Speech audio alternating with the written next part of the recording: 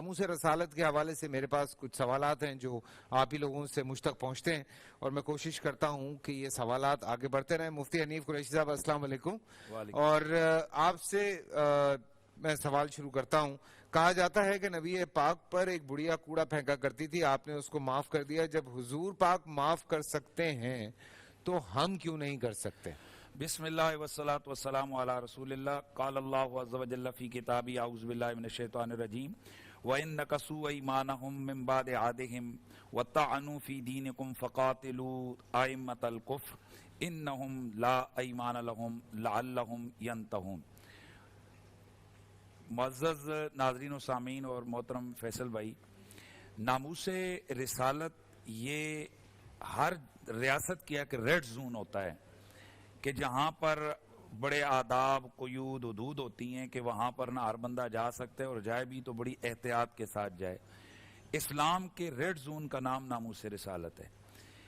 یعنی ناموس رسالت کیا ہے کہ اللہ تعالیٰ نے اپنے نبی صلی اللہ علیہ وآلہ وسلم کی عزت، آپ کی حرمت، آپ کی عظمت کا ایک ایسا قانون، اصول اور واضح ایک رول بنایا ہے اور قوموں کو عطا کیا ہے کہ نبی علیہ الصلوۃ والتسلیم کی بارگاہ میں قولاً فعلاً تقریراً تحریراً اشارتاً کنایتاً کسی بھی قسم کی بے ادبی اور توہین، یہ نہ صرف یہ کہ یہ کفر ہے، یہ بہت بڑا جرم ہے، بلکہ اس کی ازلی طور پر یعنی سزا مقرر کر دی گئی ہے. فقاتلوا ائمۃ الکفر، کہ جو لوگ طعن کریں دین میں اور بالخصوص نبی علیہ الصلوۃ والسلام کی ذات والا صفات پر کسی قسم کا کوئی عیب، کوئی نقص، کوئی طنز، کوئی تنقید کریں، تو شریعت اسلامیہ نے ان کی سزا مقرر کی ہے کہ ایسے لوگ واجب القتل ہیں.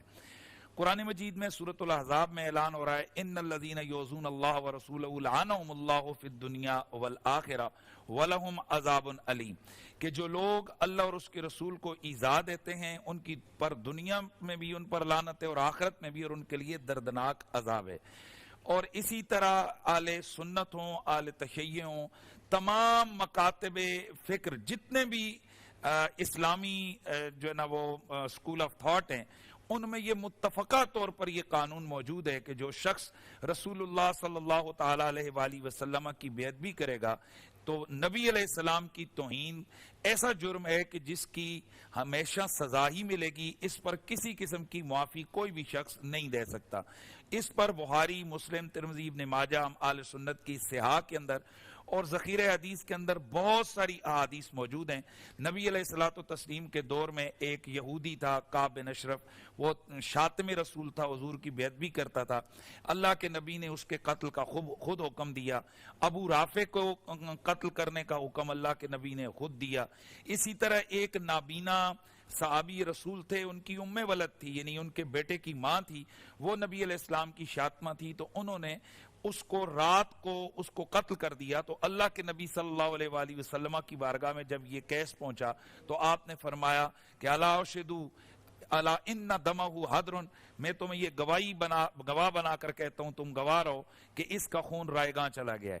اسی طریقے سے حضرت عبداللہ بن عتیق رضی اللہ تعالیٰ عنہ نے ایک گستاخ کو واصل جہنم کیا. حضرت مولا کائنات کی تلوار سے کئی گستاخ واصل جہنم ہوئے. حضرت خالد بن ولید نے کئی گستاخوں کو واصل جہنم کیا. اور سب سے بڑی بات، وہ رحمت کا پیکر کہ جب فتح مکہ کرتے ہیں تو مکہ شریف میں داخل ہونے سے پہلے صحابہ عرض کرتے ہیں یا رسول اللہ یہاں باہر ایک کتیا نے بچے دیے ہوئے تو اس کے بارے میں ہم کیا کریں؟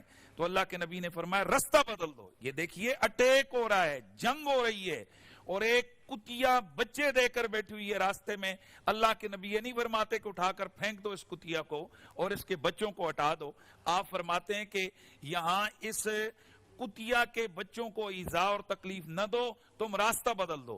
وہی نبی جس وقت فتح کر کے مکہ شریف میں داخل ہوتے ہیں تو مکہ المکرمہ کے اندر آپ کی خدمت میں عرض کی جاتی ہے یا رسول اللہ وہ شاتم، وہ ابن خطل اور اس کی لونڈیاں کہ وہ اشعار پڑھتا تھا آپ کے خلاف اور لونڈیاں رقص کرتی تھیں، اور رقص اس لیے کرتی تھیں کہ تاکہ لوگ اس کا رقص دیکھ کر اکٹھے ہوں، تو وہ گستاخی کرنے کے لیے وہ اشعار پڑھتا تھا. یا رسول اللہ وہ موجود ہے اور وہ بھاگ کر کعبہ شریف کے غلاف کے نیچے چھپ گیا ہے. تو اللہ کے نبی صلی اللہ علیہ وآلہ وسلم نے فرمایا کہ اس کو وہیں پر غلاف کعبہ کے نیچے ہی قتل کر دو. تو یہاں سے اللہ کے نبی، یہ دیکھیے فتح مکہ کے بعد کی بات کر رہا ہوں، یعنی اختتام کے جو آخری سال ہے میرے نبی پاک کے، یہ اس کی بات ہے. جو اب آپ آتے ہیں آپ کے سوال کی طرف، یہ بالکل خالصتاً کس بیانی ہے، یہ جھوٹ ہے. اس طرح کی کوئی روایت کسی بھی ذخیرہ حدیث کی کتابوں کے اندر نہیں ہے. یہ محض لوگوں نے عام کتابوں کے اندر لکھا ہوا ہے. ایسی کوئی روایت نہیں ہے کہ کسی شاطمہ نے حضور پر کوڑا کرکٹ پھینکا تو آپ نے اس کو معاف کر دیا. اور ان کیس اگر ہو، یہ تو نہیں ہے، گارنٹی سے اتھینٹک بات ہے کہ ایسی کوئی روایت نہیں ہے. اور اگر ہو تو بھی اللہ کا رسول اس بات کے خود مختار ہیں کہ وہ چاہیں تو کسی کو چھوڑ دیں اور وہ چاہیں تو کسی کو پکڑ لیں. لیکن ہمارے لیے جو انہوں نے قانون دیا ہے، رول دیا ہے، وہ وہی ہے جو قرآن نے دیا ہے کہ فقاتلوا ائمۃ الکفر. اور یاد رہے کہ یہ قرآن کا آخری سورہ سورۃ التوبہ جس کے اندر یہ حکم ہے. اور اسی طرح نبی علیہ السلام نے اپنے عمل سے اتنی بھی موقع اور فرصت نہیں دی ہے اس گستاخ کو کہ وہ غلاف کعبہ سے نکلو. یہ بھی تو کہہ سکتے تھے کہ حرم سے باہر نکالو اور باہر نکال کر اس کو واسطے جہنم کرو. آپ نے یہ امت کو پیغام دیا کہ ہر گناہ گار، ہر گناہ پر آنکھ بند کی جا سکتی ہے، آنکھیں موندی جا سکتی ہیں، لیکن توہین رسالت ایک ایسا جرم ہے اور ناموس رسالت کا دفاع ایک ایسا فریضہ ہے کہ اس میں کوئی تاخیر اتنی بھی نہیں کرنی کہ حرم کے اندر سے تمہیں باہر جانا. سبحان اللہ، سبحان اللہ.